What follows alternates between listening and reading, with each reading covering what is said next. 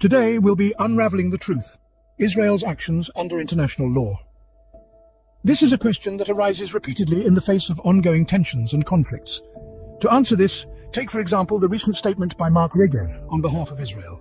He asserted that Israel would not target hospitals, yet a major hospital was bombed shortly after. This incident drew criticism from various quarters, including the Palestinian Archbishop and churches in Jerusalem and the United Kingdom. To fully comprehend the gravity of the current situation, it's imperative to delve into the historical context that has led to these circumstances. After World War II, in 1948, Israel was established as a Jewish state. This creation, however, was not without cost.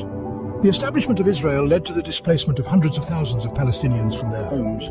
This historical event, often referred to as Nakba, or the catastrophe, has laid the foundation for the ongoing Israeli-Palestinian conflict. Moreover, a narrative has been constructed over the years that portrays Palestinians in a negative light to justify the actions taken against them. It's a narrative that often overlooks the human rights of the Palestinian people and disregards their legitimate grievances. This historical context provides a backdrop to the current conflict and the accusations against Israel, helping us understand the roots of the tensions that persist to this day. Furthermore, Israel has been accused of limiting essential supplies like food and electricity, launching attacks on educational and religious institutions, and preventing the flow of humanitarian aid. These actions raise serious concerns about whether Israel understands the essence of international law, which is to protect civilians and their fundamental rights. Images that circulate often show suffering families, not Hamas fighters. These visuals underscore the human cost of these actions, making it difficult to reconcile them with principles of international law. In a recent development, the Israeli forces gave over 1 million people a window of 24 hours to evacuate via 2 safe corridors, only to bomb these very corridors. The United Nations has stated that such an evacuation is impossible to achieve even in 72 hours.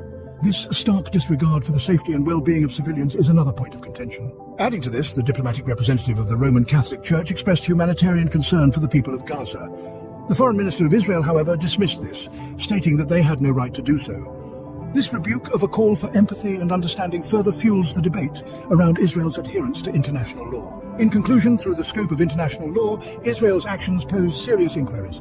The bombardment of a significant hospital, constraints on crucial supplies, assaults on educational institutions and places of worship, and impediment of humanitarian relief all contribute to an image that starkly contrasts with the tenets of international law.